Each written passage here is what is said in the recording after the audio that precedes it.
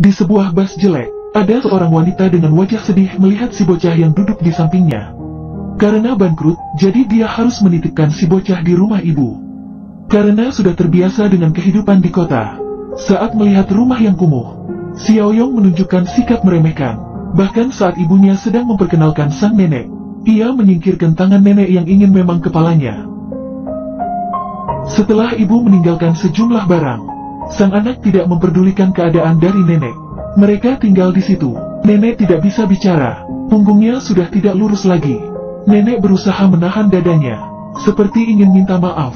Si bocah merasa sangat lucu, walaupun tidak ingin tinggal di sana. Tetapi dia tidak memiliki pilihan lain daripada mengikuti si nenek. Nenek mengambil permen untuk sang anak, tapi ditolak oleh sang anak. Xiaoyong makan makanan kaleng yang dia bawa. Nenek mengambilkan makanan untuk Xiaoyong. Dia langsung mengembalikan ke mangkok nenek. Xiaoyong sesekali melirik ke arah nenek, kemudian langsung main game. Nenek melihat Xiaoyong. Dalam pandangannya menunjukkan jelas bahwa nenek mau bicara dengan sang cucu.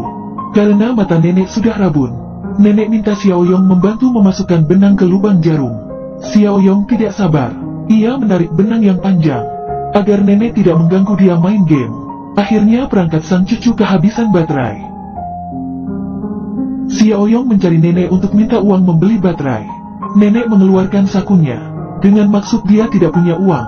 Kemudian ia mengikuti nenek ke kali untuk mencuci baju. Ia juga mendorong nenek sekali. Xiaoyong dengan tidak percaya lari pulang. Ia mencari uang di lemari neneknya. Memang ia tidak menemukan uang sama sekali. Xiaoyong marah dan menendang pecah vas porselen nenek. Ia menyembunyikan satu-satunya sepatu milik nenek. Karena tidak menemukan sepatu, nenek terpaksa dengan kaki telanjang ke gunung untuk memikul air. Kemudian ia melihat pin rambut perak di rambut nenek. Ketika nenek sedang tidur siang, Xiaoyong diam-diam mencurinya. Ia pergi ke toko sembako dan ingin menukarnya dengan baterai. Tapi setelah mencari dari toko ke toko, ia tetap tidak menemukan baterai. Saat ia melihat cemilan, ia ingin menukarnya dengan pin perak. Namun pemilik toko malah menggunakan pin perak itu untuk mengetuk kepala Xiaoyong. Dan lebih sialnya lagi, saat pulang ia tersesat. Untungnya ada seorang bapak yang tinggal di dukuh yang sama dan berbaik hati mengantarnya pulang. Film ini telah membuat banyak penonton menangis. Film ini rilis di Republik Korea 18 tahun yang lalu. Xiaoyong diantar ibunya ke rumah nenek di kampung. Situasi kumuh membuat dia membenci segala yang ada di tempat ini. Xiaoyong belum pernah bicara dengan nenek, hanya makan makanan yang dia bawa. Tapi makanannya sudah habis. Nenek bertanya pada Xiaoyong, "Kamu mau makan apa?" Xiaoyong masuk ke rumah dan mengambil selembar ikan, dan menunjukkan ayam goreng di sana. Kok tetap, dengar itu ayam. Tampaknya nenek sudah paham. Ia langsung membungkus tanaman herbal yang sudah dijemur kering dan pergi. Hingga matahari mau terbenam, nenek membawa seekor ayam pulang. Nenek pulang menembus hujan besar dan mengikuti jalan gunung pulang. Nenek menarik paha ayam rebus dan memberikan kepada Xiaoyong. Xiaoyong marah dan membanting mangkok nasi. Ternyata nenek salah paham. Yang aku bilang itu ayam gorong. Digoreng ya, bukan direbus. Nenek berlutut di lantai dan membersihkan tumpahan nasi. Ia pungut tiap butir nasi yang jatuh dan memakannya. Di tengah malam, Xiaoyong kelaparan. Saat ini sudah tidak bisa pilih-pilih makanan lagi. Diam-diam ia ke dapur dan menghabiskan paha ayam.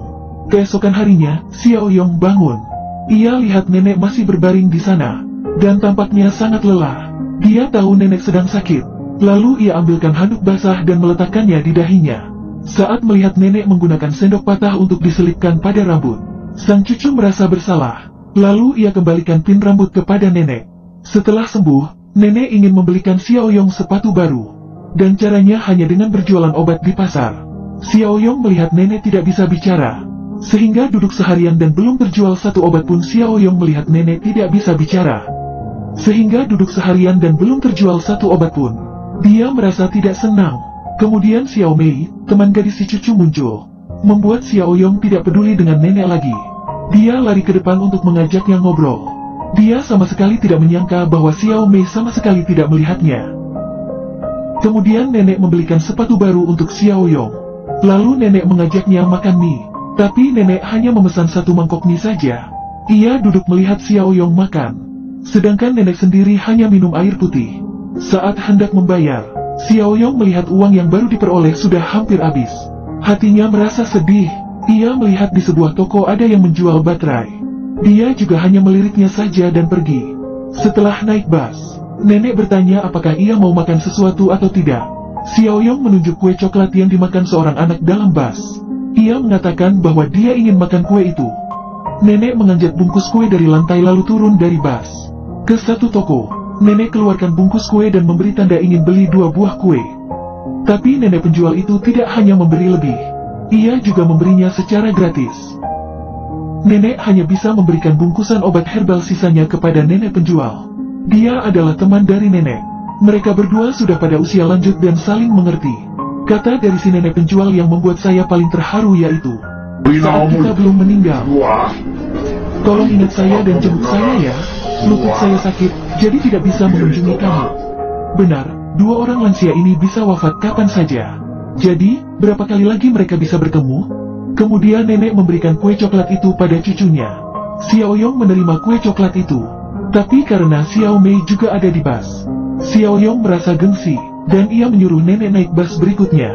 Nenek ingin menitipkan barang kepada Xiaoyong, tapi ditolak. Ia meninggalkan nenek dengan sejumlah barang yang berat. Xiaoyong sudah sampai di terminal sejak awal dan duduk di pinggir jalan. Ia menunggu sangat lama, kemudian ia melihat nenek dari kejauhan dengan langkah yang berat. Ternyata untuk menghemat uang, nenek berjalan kaki dari kota Madya untuk pulang. Karena kesal, Xiaoyong marah dan teriak, "Kenapa nenek jalan begitu lama?" Setelah itu mengambil tas di tangan nenek. Di tengah jalan, dia diam-diam masukkan kue coklat ke dalam tas. Akhirnya Xiaoyong juga mulai menerima nenek. Ada seorang bocah sedang memikul kayu bakar besar di punggungnya. Xiaoyong teriak, "Sapi gila datang, lari, cepat lari!" Si bocah yang mendengarnya langsung lari dengan sekuat tenaga. Akhirnya ia terjatuh keras di tanah. Saat ia membalikkan badannya, ia tidak melihat ada apa-apa. Ternyata ini hanya candaan jahat dari Xiaoyong. Hari ini, Xiaoyong menerima undangan dari Xiao Mei. Ia mengundangnya main ke rumah. Xiaoyong menerima undangan dari Xiao Mei. Ia mengundangnya main ke rumah. Xiaoyong gembira dan merapikan rambut. Dan ia juga menggunting rambutnya secara khusus. Di tengah jalan ia bertemu dengan si bocah kemarin. Si bocah teriak, Xiaoyong tidak percaya. Ia kira si bocah ingin balas dendam. Tahu-tahu sapi gila benar-benar datang. Xiaoyong jatuh. Si bocah tidak ragu-ragu. Ia mengalihkan perhatian sapi gila untuk menyelamatkan Xiaoyong. Xiaoyong sangat malu dan meminta maaf atas tindakan sebelumnya. Si bocah dengan berbesar hati memaafkannya. Xiaoyong melanjutkan perjalanannya. Ia mengambil sebuah dompet kain. Ini adalah dompet yang diberikan oleh nenek sebelum ia pergi. Setelah dibuka barulah ia ketahui bahwa ada pesawat gamenya di dalam dompet. Di dalamnya juga terdapat uang, yaitu uang dari nenek untuk membeli baterai. Ternyata nenek tahu semua. Xiaoyong akhirnya merasakan kasih sayang dari sang nenek. Air matanya tak tertahan jatuh terus. Setelah melihat nenek sedang menunggu dengan khawatir, dia menangis lebih besar lagi. Nenek sangat sedih. Ia mengambil surat yang dikirimkan ibunya kepada Xiaoyong. Di surat, ibunya mengatakan ingin menjemput Xiaoyong. Jika nanti dia pergi, bagaimana dengan nenek yang tidak bisa bicara? Jadi Xiaoyong mulai mengajari nenek menulis.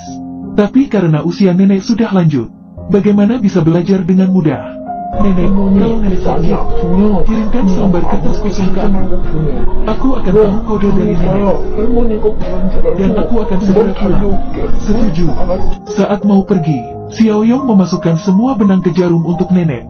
Saat ini ia benar-benar tidak tega untuk pergi. Sampai hari keberangkatan, si ibu mengingatkan nenek untuk menjaga kesehatannya. Xiaoyong di samping tidak bisa mengatakan apapun. Nenek mengetuk pintu bus. Xiaoyong tidak berani melihat nenek. Bus mulai jalan. Nenek tak kuasa menahan perasaannya.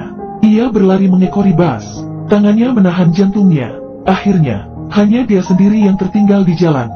Dan hanya bayangan dari nenek yang tersisa. Hanya dia sendiri yang tertinggal di jalan. Dan hanya bayangan dari nenek yang tersisa. Lain kali kita akan berjumpa lagi. Tapi tidak tahu kapan. Di dunia ini ada berbagai cara untuk memanifestasikan kasih sayang. Tapi kasih sayang yang diam-diam bisa kita sadari perlahan. Nenek dalam film ini adalah gambaran contoh dari berbagai kakek nenek dalam kehidupan nyata. Sedangkan Xiaoyong merupakan gambaran diri kita sendiri. Oleh karena itu, jangan remehkan kasih sayang yang diam-diam itu. Pilih untuk mengabaikan.